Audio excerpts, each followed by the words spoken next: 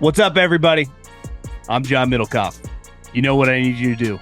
Subscribe to our YouTube channel. We got content for days reacting to every NFL game all the time, every single day. Subscribe, like the videos. Let's go. Okay, very, very excited to have a 14-year NFL vet and critically acclaimed broadcaster, a man who I think a pretty unprecedented move, started broadcasting while he was still playing. Greg Olsen, live from Charlotte. What's going on, my man? Doing great. Appreciate you having me on. How you guys doing? Doing good. Doing really good. I thought let's just jump into what you got going on with You Think. My wife told me a couple months ago that she's pregnant, and Nice. we are having our a son here in early January. And I was just watching you with Tom, that'd be Tom Brady, talking a lot about raising children, what goes on with athletics. And you and I are the same age. We graduated high school the same year, and we grew up in an era. I know your dad was your high school coach, but where my dad just dropped me off at practice and picked me up. You played high school sports. The travel leagues might have gone within a 60-mile radius. Yeah. I mean, I have families that, I live in Scottsdale, and I got a bunch of family that still lives in California, and their traveling baseball team, like, this is a short trip for them from California to Scott. I'm like, this is insane.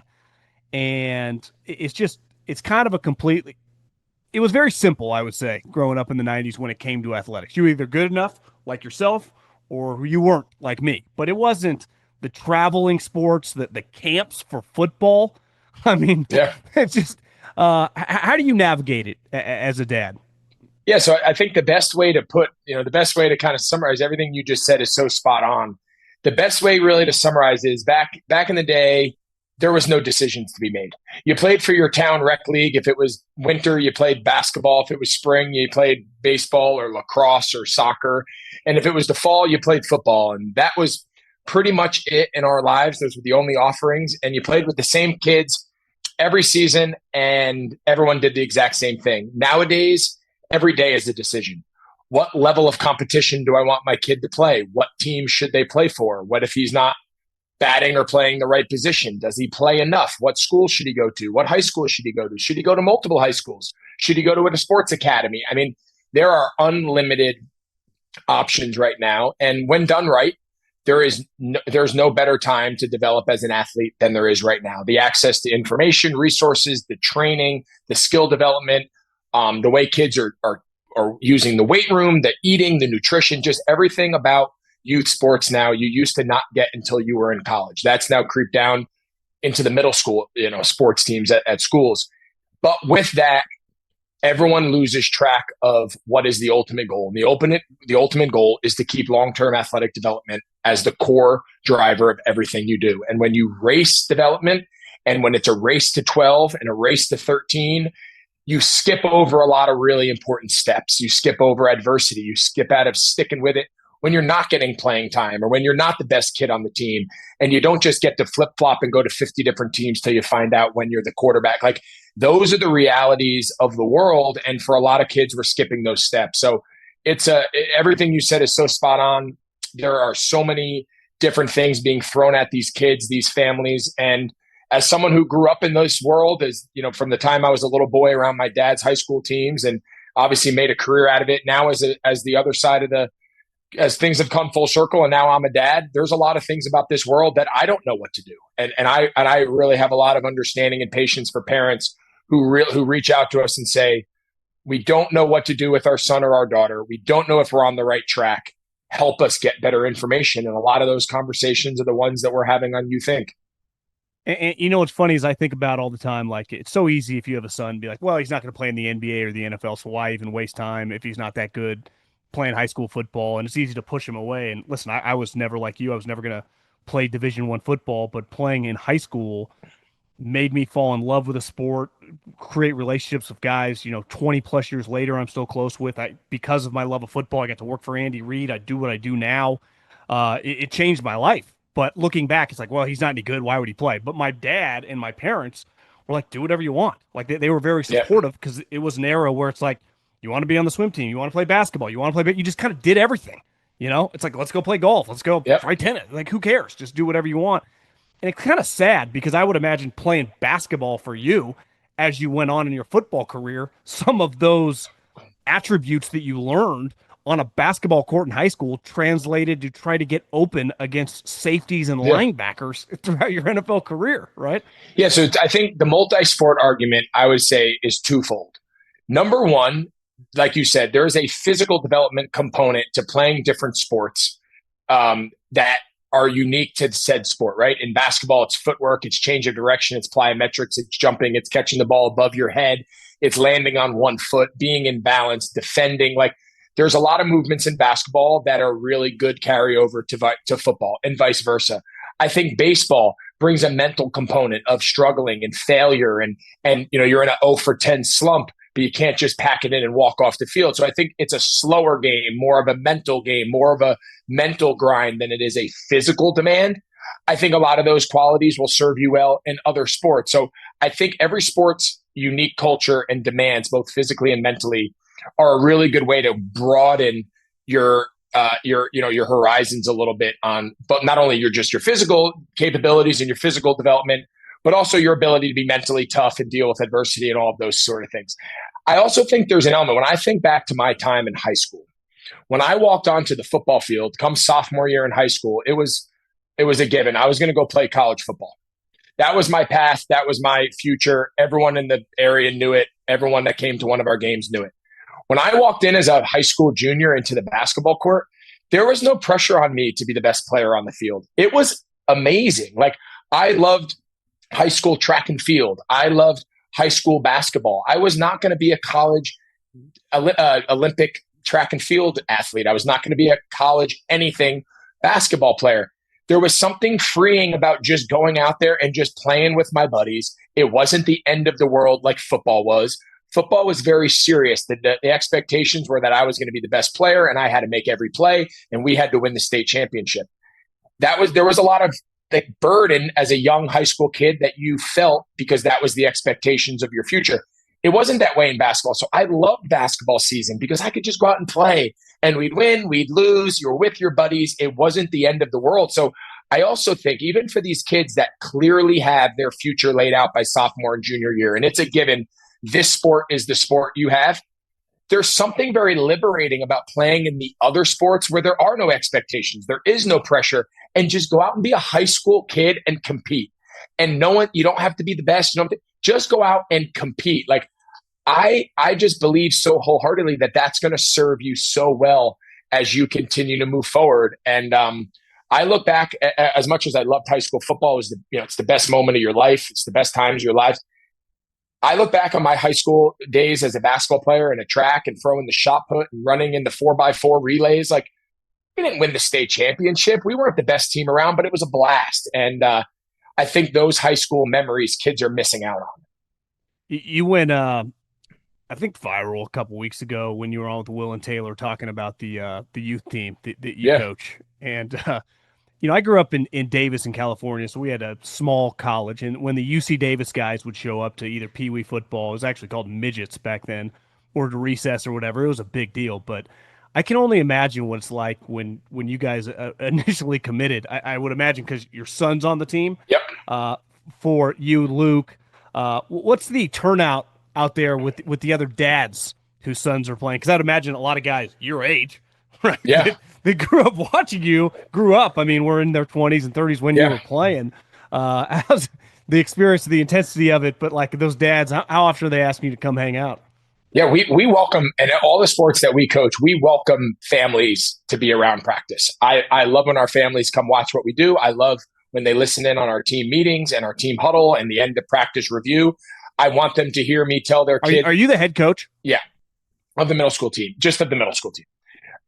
So I love when the parents hear us tell their kid how good they did, but I also like when their parents hear us coach their kid and correct their kid and tell them that their effort's not good enough or we need to be better. Like, I think they need to hear the truth and they need to hear it firsthand. I don't like when kids have to go home and, hey, what'd you do at practice? I did good. What did coach say? I don't know. If they're, the kids, at least my own kids, like they can't relay what happened. They're teenage boys. They don't even know what day it is. So first off, we welcome people to come to our practice. We don't get a ton of parent coming to our practice.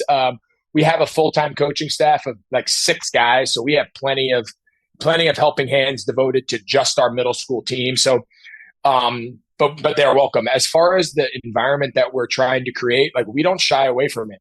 We are trying to emulate a watered down, but a very like high school football type of environment.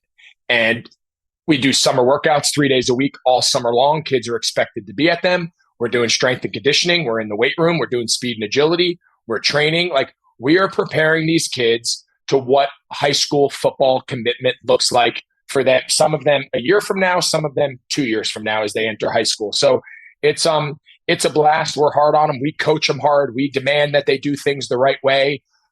We preach physicality. We approach running to the ball and being violent. And we really try to teach them the game, the way the game is played as they continue to get older. And I think to try to teach them the game in any other form or fashion is doing them all a disservice. So they respond to it. They're young boys. They love it. They even the kids that haven't played before, maybe they're a little hesitant early. They don't quite know.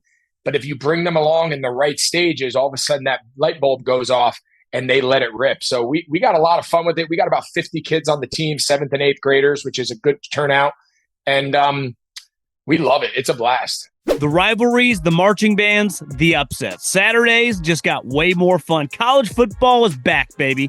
Think you know the game? Put your college football knowledge to the test with DraftKings Sportsbook and turn your picks into big payouts. From live betting during the rivalry week odds boosts and so much more, DraftKings Sportsbook has everything you need to stay in the action from the kickoff to the final whistle. Here's the thing. We got a top 25 matchup happening this week in Ireland. Iowa State taking on K-State. I've been listening to a lot of people. My guy Josh Pate, Iowa State, a little bit of a sleeper this year. You can get them right now.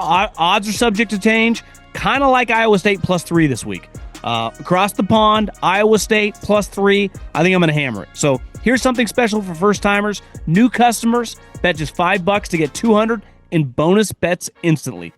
Download the DraftKings Sportsbook app and use the code JOHN. That's code JOHN for new customers. Get $200 in bonus bets instantly when you bet just $5.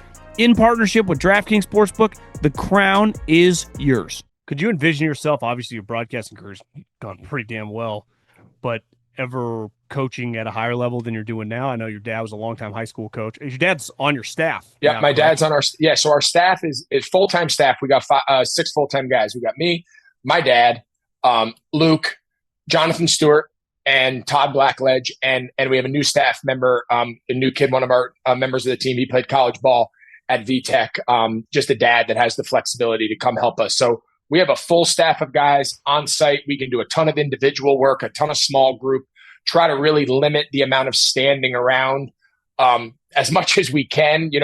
We don't do the whole practice of just 11 on 11 and then the other 30 kids just stand on the sideline. I know what that's like. I know what that feels like for those kids. That is not a good way to develop everyone. So it's as much small group and individual as we can possibly do. And then, of course, at some point, you got to bring everybody together and put it on. It's a little harder to get the kids the reps there. But we've been doing it now 4 years at the young level, and we feel like we're still learning and still figuring out exactly the best way to kind of do it age appropriate. But for the most part, we have a pretty good feel of what it looks like.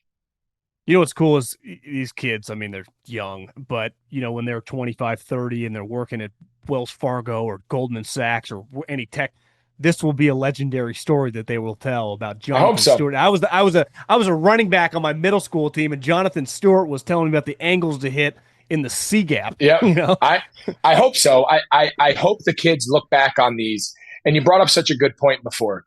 We are not coaching any of these kids or all of the time we're putting in and the entire summer and the 4.5-hour training camp days. We just had one this morning. Like, we're not doing any of this under any false pretense that these kids are going to become professional football players. Maybe some of them will.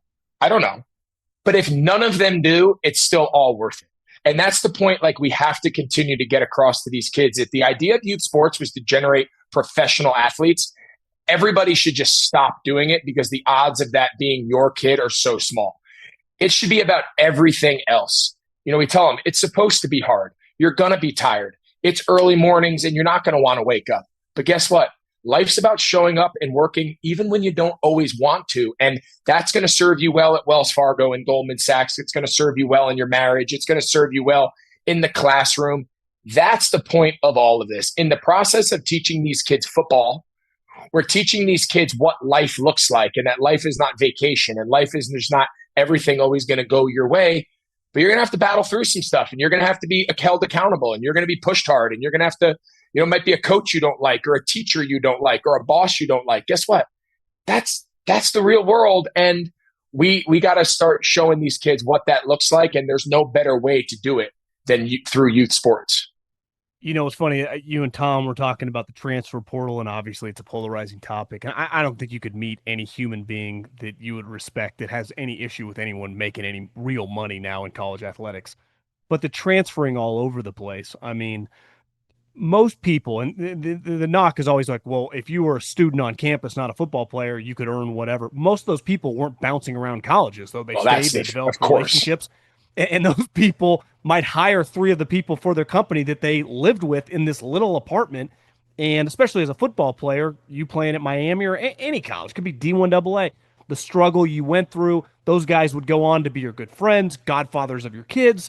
And I started thinking, I know a bunch of people that work in college. I mean, they get kids that have been to 3 schools in like a calendar year. It's like the relationships. How could you even meet any human beings and forge any sort of relationships that are extremely important when you're 18, 19, 20 years old, looking back when you're our age and these people that you still text on a daily basis? Yeah, everyone's just a mercenary, right? We've just created a sports culture of mercenaries. And again, everyone has to do what they feel is in their best interest. Everyone's now just playing by the rules as they're written. This is not unique to college. High school has really just become mercenary, bounce around. If you don't like the school you're at, go to the school down the street. Either rent an apartment and go to a public school, or obviously the private schools are just easy and they're getting anybody in, and it's just accumulate as many good players as you can. There's everything about the youth sports scene, no, even not everything. So much of the youth sports scene right now, from high school on down, and even obviously at the college level, even though I don't consider that like youth sports anymore, is development is now secondary to player acquisition. Everything is just about player acquisition. If kid A is not good enough, you're just going to go out and get kid B. And it's a dangerous game. I think we're losing development in the long run. I think everybody's always looking for where the grass is greener. And it's ultimately a challenge. But the situation you just laid out about relationships, it all comes down to it affects your culture. And it's hard to establish culture and consistency. And we're all going through the hard times together. In our freshman year, none of us traveled. And then as redshirt freshmen, we traveled, but we didn't play. And then all of a sudden in year 3, you carve yourself out a nice role. And in year 4, you're a starter. Those days are over. Those days don't exist. And I just hate that kids don't learn the value and the lessons of long-term grit and long-term just pushing through and adversity. Because at the first sign of adversity, you can just go somewhere else. And I think it's a dangerous game. But again, we're playing the hand that we're dealt. The simple solution to all of this is you can either take NIL money or you can be able to transfer. You can't do both. I think that would clean everything up. You want the opportunity to bounce around to find the best fit? No problem. You can't make $1. The second I give you $1, you cannot break your contract with me. We cannot have NFL free agency every single year. Everyone's fine for the kids making money. But if Nebraska pays you $4 million a year for the next 4 years and you never become the starting quarterback, tough business. You took $16 million and you went to the wrong school. That's on you. Like, you can't have it. You can't shop your service. In my opinion, you should not be able to shop your services every single year. And then sometimes biannually, because of the way the transfer portal windows, you can really enter the portal multiple times in a calendar year and just, in essence, just shop yourself to the highest bidder. It's just, it doesn't exist in any other framework of sports anywhere in the world, except in college athletics. I mean, how many guys that you played with when you went to Miami and in the peak of their powers? I mean, where I grew up in Northern California, DJ Williams was like a mythological figure. I mean, it was like Ray Lewis meets Walter Payton. I played against his 2 younger brothers that played at Grant High School. I think they both ended up going to Cal. DJ went to what? De La Salle? He go to De La Salle? DJ went to De La Salle. His brothers played in Sacramento.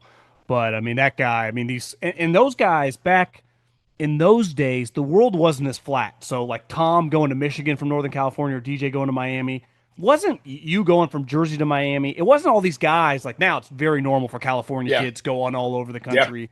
It was more of a one-off situation or a small percentage of guys. But your roster at Miami, like I'm not starting as a freshman, like I'm out, right? I just Yeah. would have gone to Clemson or Alabama or whatever. I just think those days of these programs, and you see it right now in college football, Georgia, Alabama, even Ohio State, on a year-to-year basis, they might have a good season, Yep. but over the course of 5 years, they're just not going to be as deep. Yeah. Well, that's really what it comes down to. The days of accumulating great depth up and down your roster are done. I had lunch with a prominent college coach earlier this offseason, and the way they looked at it is in the old days, you tried to get as many layers deep on your roster as humanly possible. And if you're Georgia, Alabama, Miami, USC, Ohio State, Penn State, those programs, you can really have, in the old days, you could have 4-year running cycles of top tier 4 or 5-star recruits from senior year to freshman year and capture it. Everyone nowadays is just trying to get to at least 2 deep. Anything past 2 deep on your roster is gone. You have to assume that anybody who's not an immediate backup at the minimum, the next rotation of the transfer portal, they're going to be on somebody else's team. That's just the way of the world nowadays. The freshman third string guy is not willing to wait to be a junior to start and get 200 touches. It's just he's either going to transfer down, he's going to transfer parallel, or he's going to move somewhere where someone promises him via NIL money or just promises him through depth chart evaluation, you're the guy day one when you step on campus, come here. And I get it. No one wants to sit. No one wants to practice all day and not play. But again, did you earn it?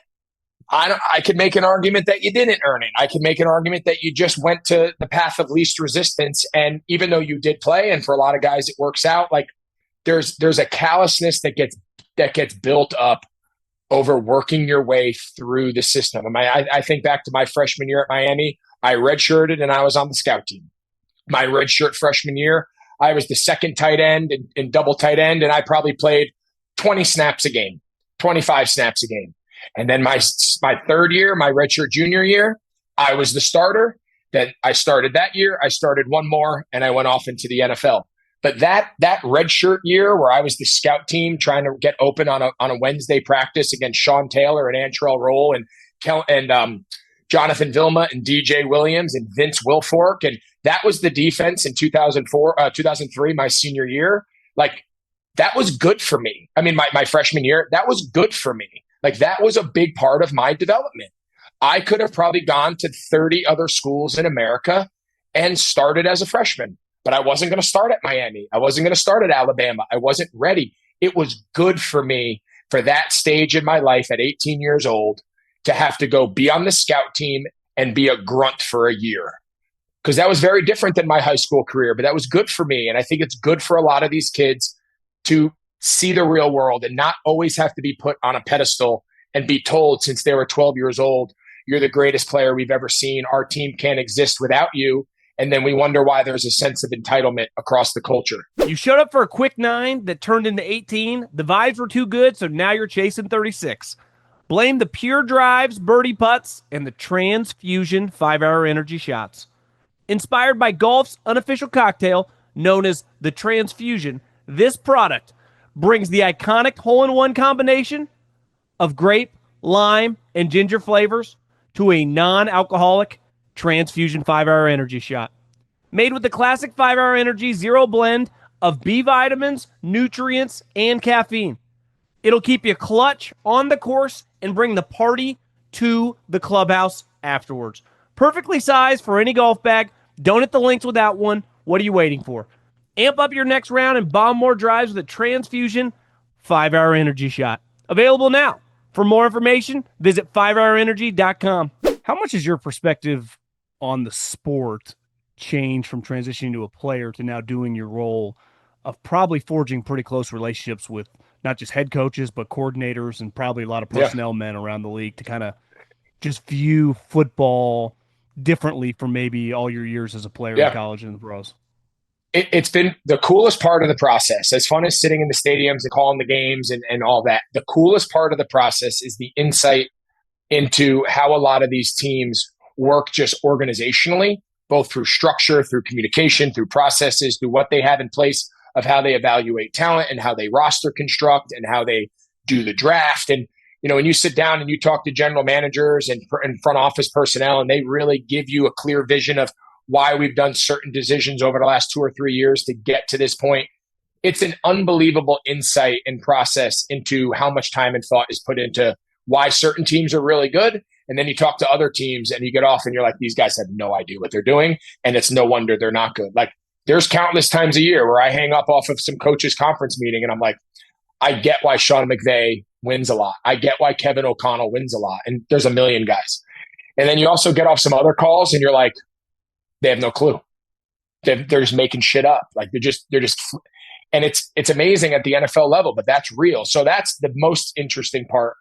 And then from a schematic standpoint, just keeping up to date with the trends and the ebbs and flows of professional football. It's very different than college football. It's very different than NFL football when I first came into the league in 2007. So staying up on where the game is going, how are defenses constructing fronts, how are defenses constructing coverages, how do rule changes, something as simple as the kickoff rule, changing where the touchback is, what does that do to fourth down decision making on the goal line? Like all of those aspects, I don't think when I was a player and I was worried about playing tight end against your defense, I didn't really have to waste my time being concerned with any of that stuff. It was outside, it was above my pay grade.